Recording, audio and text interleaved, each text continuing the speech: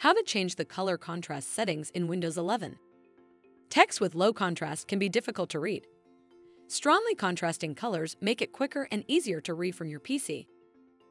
From the taskbar, search for and open Manage Camera.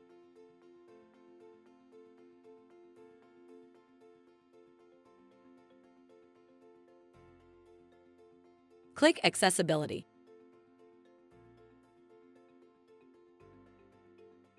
Click Contrast Themes. To turn on contrast themes, select the theme you want from the Contrast Themes drop-down menu and then click Apply. Windows might display a Please Wait screen for a few seconds.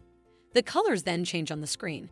To turn off the contrast theme, select the None option from the drop-down menu, then click Apply. The Please Wait screen might appear for a few seconds. The colors on the screen change back to the default. You can press the left Alt key, the left Shift key, and the print screen key together to quickly turn high contrast mode on or off. If none of the default themes match your preference well enough, you can further customize the colors of various screen elements. Select a contrast theme, click Apply, and then click Edit.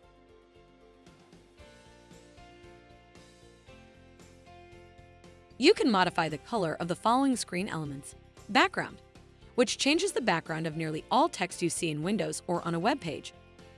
Text, which changes the color of nearly all text you see in Windows or on a web page. Hyperlinks, which changes the color of all the hyperlinks you see in Windows or on a web page. Inactive text, which changes the color of text that would normally be grayed out. For example, when you cannot select a specific button or option.